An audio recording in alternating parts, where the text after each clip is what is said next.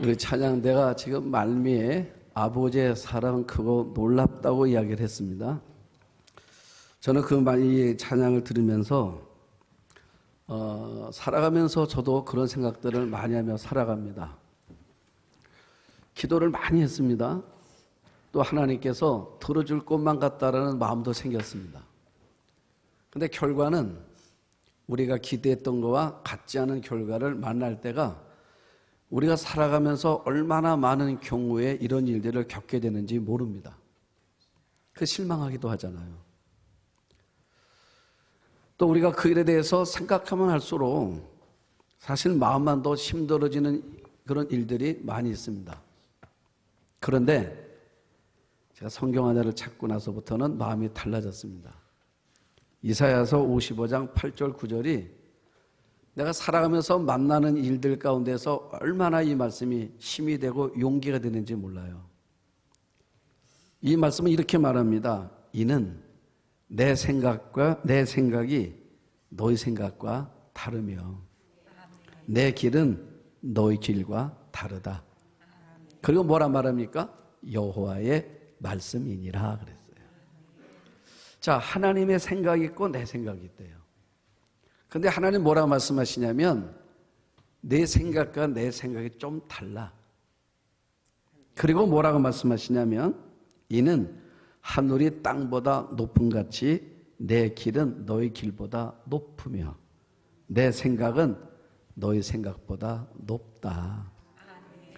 여러분, 이 말씀이 살아가면서 얼마나 용기가 되고 또 내 마음이 주저앉으려는 마음을 들었을 때 다시 이 말씀이 나를 다시 일으켜 세우더라고요. 오늘 말씀도 그런 얘기입니다. 지금 사도 바울이 지난주에 봤는데 벨릭스에게 재판을 받았는데 판결이 안 나는 겁니다. 판결이 안 나고 미결수 상태로 2년이 지나갔습니다. 바울은 굉장히 성격이 다혈질한 사람입니다. 복음에 대한 열정이 뜨거운 사람이에요. 내가 나가서 복음을 전해야 되는데 갇혀있단 말이에요. 얼마나 답답하겠습니까? 아마 여러분들 가운데서도 감옥이 아니라 할지라도 내가 살아가는데 내가 나서야 되는데 내가 그러지 못할 때 어떤 일에 매여 있을 때 여러분 답답하잖아요. 바울은 2년 동안 미결수 상태로 이제 감옥에 있는 것입니다. 어쩌면 우리가 볼 때 이 시간은 낭비다라고 생각이 들 수도 있습니다. 그런데 하나님의 시각에서 보실 때는 낭비가 아니에요. 하나님의 보호였습니다. 자, 왜 그렇습니까? 지금 바울을 죽이겠다고 바울을 죽이기 전에 먹지도 않고 마시지도 않겠다는 그런 사람들이 40명이 있다고 그랬습니다. 이 사람들은 어떻게든 바울을 죽이려고 그래요. 자객들입니다. 에베소에서부터 여기까지 온 사람들, 에베소에서 바울을 죽이겠다고. 그러면 지난주에도 본 것처럼 바울이 변론했습니다. 나 죄 없다. 또 벨리스 총독이 봤을 때 바울은 죄가 없었습니다. 그래서 무죄 판결을 내려가지고 바울을 자유인으로 풀어줬다면 어떤 일이 생겼을까? 바울은 죽었을 겁니다. 자객들에 죽었을 겁니다. 바울은 몰랐어요, 그거를. 나중에 아는 겁니다. 우리가 이런 일들이 성경에 참 많이 나옵니다. 여러분 요셉을 보십시오. 요셉이 졸지에 감옥에 갔습니다. 그 죄목도 아주 부끄러운 죄목이에요. 그 억울하게 갔습니다. 자, 억울하게 감옥에 있는데 어느 날 애굽 나라에 고위직에 있는 사람 둘이 감옥에 왔습니다. 한 사람은 술 맡은 관원장이고 또 한 사람은 떡 맡은 관원장이랍니다. 이 두 사람이 왕의 노염을 받아가지고 감옥에 왔는데 두 사람이 똑같이 꿈을 꿨습니다. 근데 요셉이 그 꿈을 해몽해 주는데 뭐라 말하냐? 한 사람은 사흘 후에 복직될 거고 한 사람은 똑같이 사흘 후에 나무 위에 그 머리가 달릴 겁니다. 이렇게 꿈 해몽을 지었습니다. 그러면서 요셉이 술 맡은 관원장에게 뭐라 말하냐면 이렇게 말합니다. 당신이 복직되었을 때에 내 억울함을 생각해서 내게 은혜를 베풀어서 내 사정을 바르게 아래서 이 집에서 나를 건져주소서라고 말해요. 그런데 창세기 40장 23절을 보면 술 맡은 관원장이 요셉을 기억하지 못하고 그를 잊었더라 그랬어요. 얼마 동안요? 2년 동안. 자, 그러면 요셉의 입장에서 날마다 뭐만 기다리겠습니까? 이 술 맡은 관원장이 나를 기억했다가 바로에게 말해서 나를 이 집에서 건져내 주겠다고 말했는데 강간부소식입니다. 2년이 걸려요. 그 2년은 뭡니까? 바로 왕이 꿈꿀 때까지 2년이에요. 그러면 요셉의 생각대로 그 술 맡은 관원장이 요셉의 말대로 바로에게 청탁을 해서 요셉이 나왔다고 생각해 보십시오. 그럼 요셉이 그 다음부터 어떻게 되겠습니까? 자, 이미 요셉에 대해서는 사회에 이미 다 낙인이 찍혔습니다. 상관의 아내를 욕벌했던 나쁜 사람이라고. 그러니 나왔던들 재취업이 되겠습니까? 또 재취업이 된들 요셉이 할 수 있는 뭐겠습니까? 보디발의 집에서 했던 것처럼 가정총무 같은 그런 역할 외에 더 할 일이 뭐가 있겠습니까? 그런데 하나님의 계획은 뭐냐면 요셉이 가정총무 되는 거 아닙니다. 하나님의 생각은, 하나님의 계획은 요셉이 애굽의 총리가 되는 겁니다. 내 생각은 가정총무예요. 하나님의 생각은 애굽 총리입니다. 여러분 달라요. 그런데 요셉이 지금 그냥 나와갖고는 총리가 될 수 있는 길이 없습니다. 바로 왕이 꿈을 꿔야 돼요. 그런데 그 꿈을 꾸게 기간이 2년이 소비되는 겁니다. 기다려야 되는 거예요, 여러분. 그렇기 때문에 이 가이사의 감옥은 바울을 죽음에서부터 구해주는 하나님의 피난처였다는 것을 바울이 지금은 몰라요. 그런데 나중에 알게 됩니다. 여러분, 우리 인생이 그런 겁니다. 지금은 잘 몰라요. 그런데 지나고 나면 이런 거였구나 알게 되더라고요, 보니까. 그러므로 여러분들이 살아가다가 갑자기 사업이 어려워졌습니까? 건강이 안 좋아졌습니까? 자녀들의 길이 잘 안 풀립니까? 여러분, 우리가 그 상황만 보지 말고 이 상황 뒤에서 오늘도 여전히 일하고 계시는 하나님을 볼 수 있는 눈이 떠지기를 주의 이름으로 축복합니다. 네? 자, 오늘 본문은 이렇게 시작합니다. 베스더가 부임한 지 3일 후에 가이사랴에서 예루살렘으로 올라가니 그랬어요. 총독이 있는 곳은 가이사랴입니다. 가이사랴 벨리스 총독이 이제는 전근 가고 베스더 총독이 새로 부임했는데 부임하자마자 어딜 가냐면 예루살렘으로 올라가는 거예요. 이 가이사랴에서 예루살렘까지가 약 100km입니다. 한 2, 3일 길 걸리는 먼 거리예요.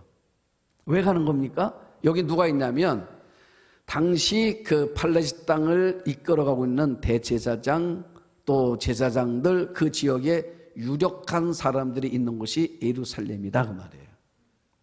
상견례 가는 겁니다. 상견례. 왜냐하면 그 유대 사회를 잘 다스리려고 그러면 예루살렘에 있는 그 권세가들과의 관계가 좋아야, 그래야 이 유대 땅을 잘 다스릴 수 있고 또 내가 행정가로서 정치가로서 여기 실적이 있어야 또 승진하지 않겠습니까? 로마가 다스리는 지리에는 많은 나라들 가운데서 가장 어려운 데가 이 팔레스타인 땅이었답니다. 소요도 많고 반란도 많고 밀란도 많고 그러다 보니까 어쩌면 총독들의 무덤과 같은 곳이란 말이죠. 여기 왔다가 많은 사람들이 좌천됐단 말입니다. 그러니까 베스더 총독 입장에서도 내가 여기서 이 총독의 직임을 잘 감당하는 앞으로 내 출세와도 아주 밀접한 관계가 있단 말입니다. 그러려면 그 당시에 권세가들과 관계를 잘 맺어야 되기 때문에 그래서 예루살렘으로 올라가는 겁니다. 자, 여러분 뭐가 달라요? 지난주에 벨리스 총독은 그래도 바울에게 굉장히 우호적인 사람이었습니다. 그렇죠. 그래서 재판하면서 공정하게 들어보니까 바울에게는 죄가 없다.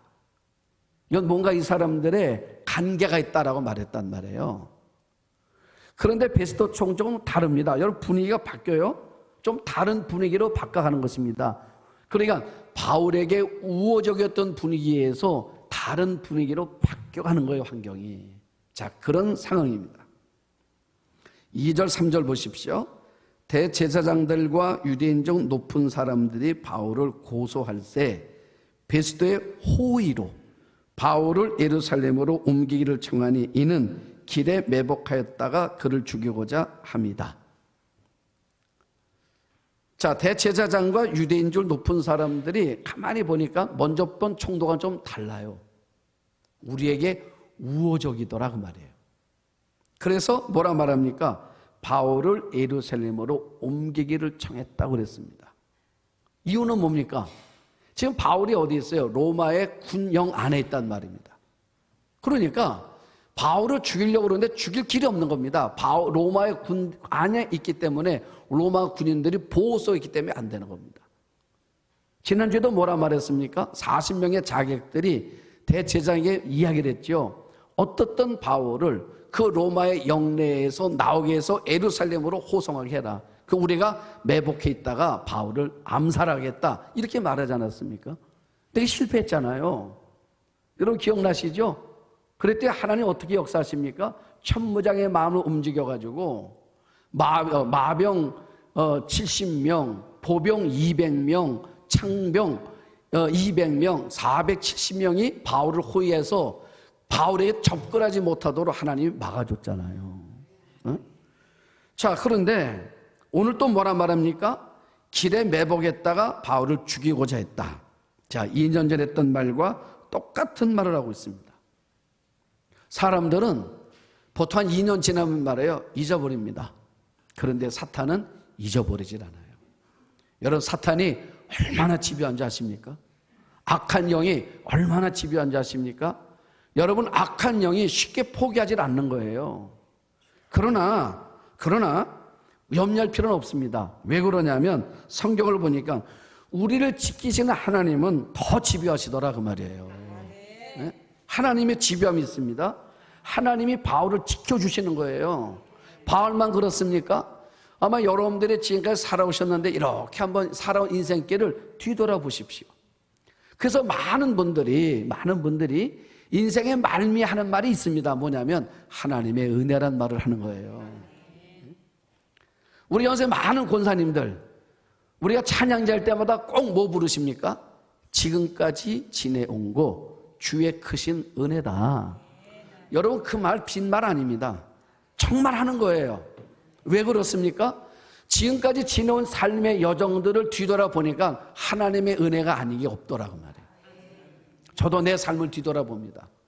뒤돌아볼 때마다 그때 정말 큰일 날 뻔했었는데, 그랬는데 그때 그 위험했던 일들, 어려웠던 일들이 어떻게 해서 그 기쁜 터널에서 내가 나왔는가 가만히 보니까 하나님이 도와줬더라고요. 하나님이 도와주신 거였더라고요. 자, 그러니까 여러분, 사탄도 우리에게 집요하지만, 그래서 공격해오지만 우리를 지키신 하나님은 더 강한 팔로 우리를 보호하시더라 그 말이에요. 자, 그래서 재판이 시작이 됩니다. 그게 6절 7절이에요. 자, 7절을 보시면 그가 나오매 예루살렘에서 내려온 유대인들이 둘러서서 여러 가지 중대한 사건으로 고발하되 능히 증거를 대지 못했다. 똑같아요. 2년 전에도 대제사장과 종교 지도자들이 더둘로라는 변호사를 선임했다고 그랬죠. 우리만 지금 말하는 최고의 로펌의 변호사입니다. 그래서 고소장을 썼어요. 자, 죄목은 뭐 세 가지요. 하나는 이 사람은 전염병을 일으키는 사람이다. 전염병자다. 사람들을 선동해서 사회를 혼란시키는 사람입니다. 그게 첫 번째 제목이었어요. 두 번째는 뭐였어요? 나사렛 괴수의 우두머리다. 그 당시에 이단의 우두머리들은 사형을 처했습니다. 그 세 번째 뭐였습니까? 성전 모독죄. 이것도 사형이죠. 더둘로라는 변호사가 그러니까 그 사회 상황과 법규를 정확하게 알고 죄목 세 가지를 적었단 말이에요. 선동가다, 신흥 이단 종교의 우두머리다, 성전을 모독했다. 이렇게 해서 올렸는데 벨릭스가 가만히 그 내용을 보니까 말이에요. 혐의를 찾을 길이 없어. 그래서 어떻게 했습니까? 판결을 내리지 않고 미결로 둔 상태였다 그 말이에요. 그리고 2년이 지난 거예요. 자, 2년이 지났는데 다시 이 세 가지 죄목을 다시 올린 겁니다. 다시 올렸는데 능히 그 증거를 대지를 못했다. 증거를 못 대는 것입니다. 그러자 8절에 바울이 뭐라 말하냐면, 바울이 변명하여 이르되 유대인의 율법이나 성전이나 가이사랴나 내가 도무지 죄를 범하지 아니하였노라 하니. 나 죄 없다. 지난주 똑같이 말하는 것입니다. 자, 그럼 여기서 이 베스도의 갈등을 볼 수가 있는 것입니다. 판결을 내려야 돼요. 판결을 내려야 되는데 지금 자기가 봤을 때 심정적으로나 결과물로 봤을 때는 바울의 죄가 없습니다.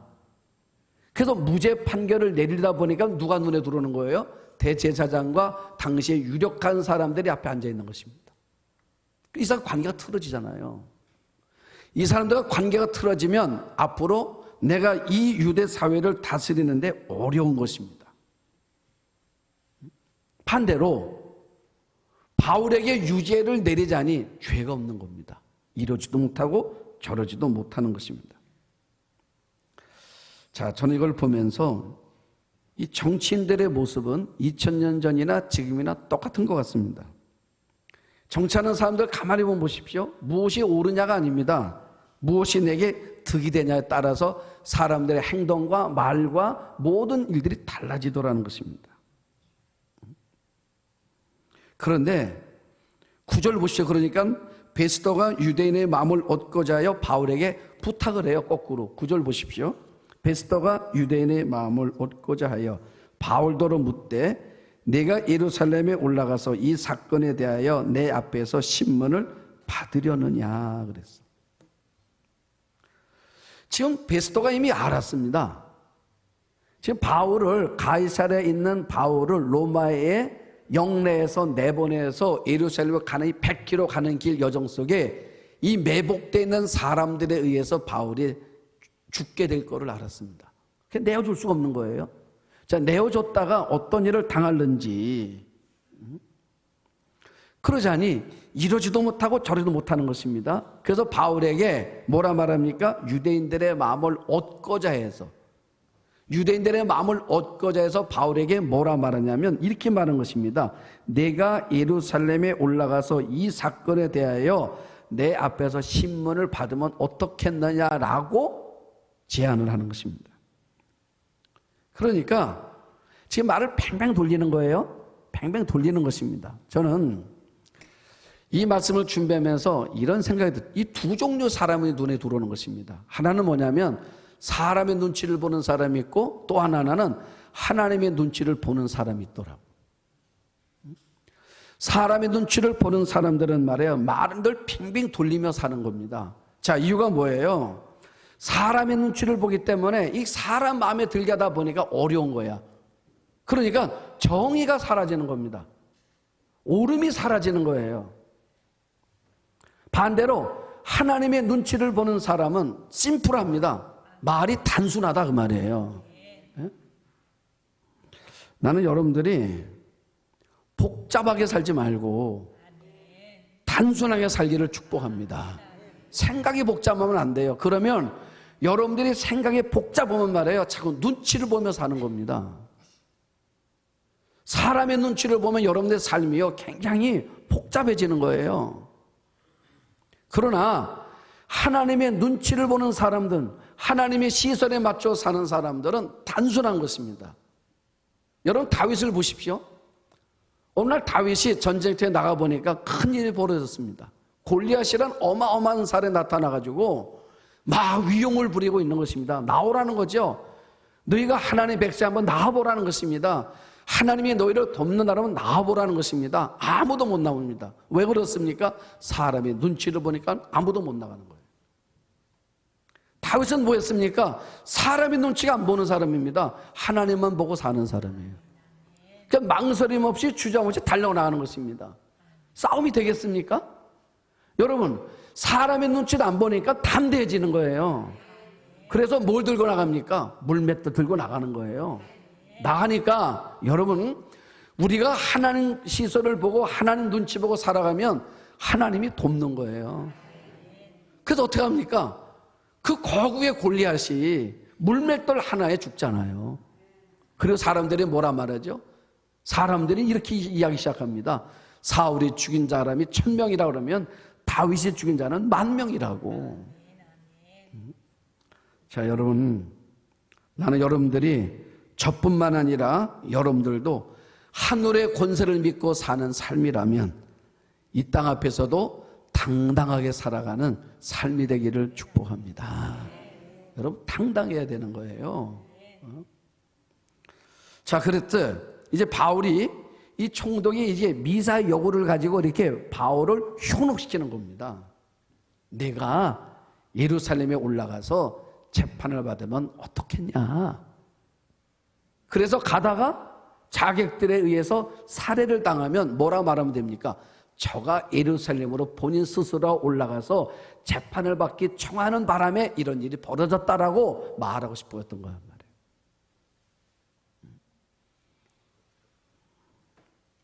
그랬더니 바울이 10절 11절 보십시오. 바울이 이르되 내가 가이사의 재판자리 앞에 섰으니 마땅히 거기서 신문을 받을 것이라. 당신도 잘 아시는 바와 같이 내가 유대인들에게 불의를 행한 일이 없습니다. 만일 내가 불의를 행하여 무슨 죽을 죄를 지었으면 죽게를 사양하지 아니할 것이나 만일 이 사람들이 나를 고발하는 것이 다 사실이 아니면 아무도 나를 그들에게 내줄 수 없나이다. 내가 가이사께 상소하노라. 얼마나 이게 당당합니까? 여러분, 하나님만 바라보는 사람들은 당당한 거예요. 두려울 거 없는 거예요, 여러분. 당당하게 말하는 것입니다. 내가 불의한 일이 있다면, 내가 죄진 게 있다면 난 죽음으로 갔겠다. 그러나 이게 사실이 아니면 아무도 나를 고소할 수 없다. 이게 바울이 말하는 것입니다. 그러면서 바울이 일련의 일들이 이렇게 진행됨을 보면서 이게 뭔가 여기에 숨겨져 있는 하나님의 뜻이 느껴지기 시작하는 거예요. 자, 지금 바울이 어디 가서 재판을 받겠다 말합니까? 나는 가이사 앞에 가서 재판을 받겠다. 가이사가 있는 곳이 어디입니까? 로마잖아요. 내가 로마에 가서 재판을 받겠다. 자, 왜 이 말 했겠습니까? 여러분 아십니까? 우리가 자꾸 하나님 앞에 깊이 묵상하잖아요. 기도하기 시작하지 않습니까? 기도를 하면 내 인생 속에서 하나님께서 일하고 계시는 것이 내가 느껴지기 시작하는 거예요. 내 인생이 해석이 되기 시작하는 것입니다. 여러분, 해석이 되는 거예요. 해석이. 자, 어떻게 해석이 되는 것입니까? 지금 바울이 생각하는 것입니다. 지금 내가 예루살렘에서 왜 이런 오해와 이런 모함과 이런 일을 겪게 되는가? 바울은 처음엔 몰랐습니다. 우리가 살아가면서 억울한 일을 겪게 되면 견딜 수 없잖아요. 바울도 견딜 수가 없었을 것입니다. 그리고 졸지에 내가 죄수가 돼가지고 지금 감옥 안에 갇혀서 2년이라는 세월을 미결수로 내가 여기 지금 있는 거라 그 말이에요. 그런데 처음엔 몰랐습니다. 처음엔 잘 몰랐어요. 억울하기만 했습니다. 분하기만 했단 말이에요. 속상하기만 했다고 말입니다. 그런데 기도하는 사람은 기도하게 되잖아요. 기도를 하는데 자꾸 기도만 할수록 하나님께 주신 깨달음이 있는 거예요. 뭐가 보이는 것입니까? 하나님이 예전에 내게 하셨던 말씀들이 생각이 나는 거예요. 하나님 뭐라고 말씀하셨습니까? 내가 로마에 가게 되리라. 또 사도행전 9장에서 뭐라고 말씀하셨습니까? 다메섹 도상에서 예수님을 만났단 말이에요. 그때 뭐라고 말씀하십니까? 이는 이방인을 위하여 택한 나의 그릇이다. 그러니까 하나님께서 성령을 통하여 순간순간 하셨던 말씀들이 생각이 나는 것입니다. 내가 로마로 가게 하기 위한 하나님의 이 방법이었구나 라는 것을 바울이 알게 되는 겁니다. 그러니까 담대하게 말하는 것입니다. 내가 어디 가야 되겠다고요? 내가 지금 어디서 재판을 받았습니까? 지금 재판을 내가 그 사내들은 공회에서 받은 것이 아니라 지금 내가 지금 총독, 벨리스 총독, 로마 법정에서 재판을 시작했으니까 나는 마지막도 로마의 법정에서 재판을 받아야 합니다. 라고 주장하는 거예요. 그러면서 이제는 자신이 생겼습니다. 담대함이 생겼습니다. 왜요? 지금 내가 이 일이, 지금 내가 여기 매여 있는 것이 하나님의 알지 못하는 기가 막힌 계획과 섭리 속에 있다는 것을 바울이 알기 시작하는 거예요. 여러분, 제가 말씀드렸죠? 복음은 동화와 같은 거라고. 예? 여러분, 복음은 동화와 같은 거라니까요. 여러분, 동화가 뭐라고요? 우리 현실 속에서 이루어질 수 없는 일들입니다. 그런데 동화라는 걸 통해서 우리가 이제 간접적으로 그 경험을 하게 만들어주는 게 동화란 말이에요. 그래서 거지가 왕자가 되지 않습니까? 이게 현실은 불가능한 거예요. 동화는 가능한 겁니다. 하녀가 신데렐라가 된단 말입니다. 자, 여러분, 이런 일이 벌어지는 동화에서 이루어지는 겁니다. 그런데 우리가 하나님 나라 안에, 복음 안에 들어오면 동화 같은 일들이 내 삶 속에서 현실로 나타나기 시작하는 거다, 그 말이에요. 우리에게 일어나는 거예요, 우리에게. 우리 삶 속에서. 그래서 여러분, 사도 바울이 인생의 말미에서 쓴 책이 로마서라고 그랬죠. 사도 바울의 신앙 고백이 있습니다. 그게 로마서 8장 28절에. 이게 바울의 신앙 고백이야. 왜 그렇습니까? 살아오면서 삶을 하나하나 보니까 말이야. 이것이 내가 살아오는 것이 아니라 하나님의 계획과 하나님의 의도와 하나님의 작품 속에서 내가, 하나님의 연출 속에서 내가 살아가는 거더라, 그 말이에요. 로마서 8장 28절에 공동문제 읽어드립니다. 이렇게 말하잖아요. 하나님을 사랑하는 사람들, 곧 하나님의 계획에 따라 부르심을 받은 사람들에게는, 나는 이 내용이 늘 마음의 은혜가 돼요. 지금 바울이 뭐라 말합니까? 하나님의 계획에 따라 부르심을 받은 사람들. 여러분과 제가 하나님의 계획 속에 있는 사람들이란 말이에요. 하나님의 계획에 따라 여러분과 제가 부름받은 사람들이라, 그 말입니다. 그러니까 제가 성결교회 왔습니다. 제가 목사가 됐습니다. 여러분, 제가 목사가 된 것이 바로 뭐냐면 하나님의 계획에 따라 내가 목사가 됐다, 그 말이에요. 하나님의 계획에 따라 내가 성결교회 왔다, 그 말입니다. 하나님의 계획에 따라 여러분들이 지금 예수 믿고 있는 거다, 그 말. 여러분들이 예수를 믿는 것이 아니라 하나님의 계획 속에 여러분들이 예수를 믿게 된 거다, 그 말이에요. 우리 한번 아멘 합시다. 그리고 뭐라 말합니까? 모든 일이 서로 작용해서, 모든 일, 지금 감옥에 갇혔던 일, 또 풀려났던 일, 바울이 전도했는데 놀라운 복음 역사 나타났던 일, 아니면 반대했던 일, 회방했던 일, 돌에 맞았던 일, 또 강의 물에 빠졌던 일, 매를 맞았던 일, 이런 모든 일들, 좋았던 일, 안 좋았던 일, 속상했던 일, 기뻤던 일, 이런 모든 일들이 서로 작용해가지고 좋은 결과를 이룬다는 것을 내가 알았습니다. 믿습니까? 이게 바울의 고백이에요. 그러니까 바울이 이제 안 겁니다. 이런 거였구나. 이거였구나. 왜 사람들이 나를 이렇게 미워했을까? 여러분, 바울이 벨리스 총독에 뭐라 말했습니까? 내가 여기 온 거 왜 온 거라고요? 예루살렘에 형편이 어려웠다고 그래서 내가 이방에 있는 많은 교회들에게 후원금을 받아서 선교비를 받아가지고 지금 예루살렘 교회를 도와주러 왔는데 내가 온 지 이틀밖에 안 됐습니다. 이틀밖에 안 된 내가 무슨 여기 와서 밀란을 일으키겠습니까? 그런데 좋은 일 하려고 왔는데 내가 졸지에 이렇게 얽매여가지고 매여가지고 감옥에 있단 말이에요. 그땐 몰랐어요. 그런데 지나고 나서 가만히 생각하니까 내가 이렇게 나갔으면 내 생전에 말해줬던 것처럼 나를 죽이기 전에는 먹지도 않고 마시지도 않겠다는 40명의 자객들에서 내가 어떻게 됐을런지 알 수 없겠다.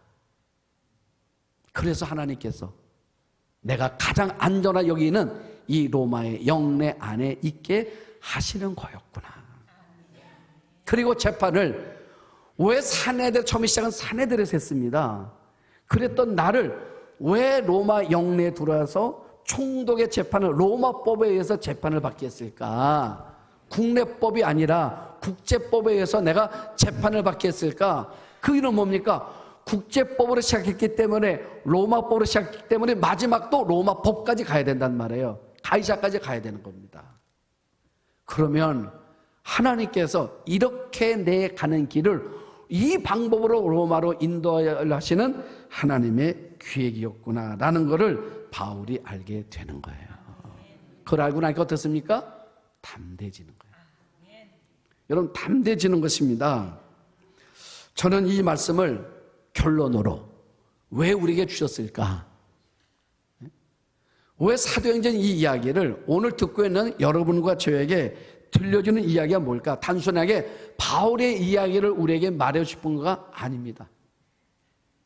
우리의 인생도 하나님께서 이렇게 이끌어가고 계신다는 것을 우리에게 말해주고 싶다 그 말이에요. 여러분 살아가면서 여러분 이런 일을 겪을 때가 얼마나 많이 있었습니까? 어쩌면 지금도 이런 일 속에 있는 분이 계시는지도 몰라요.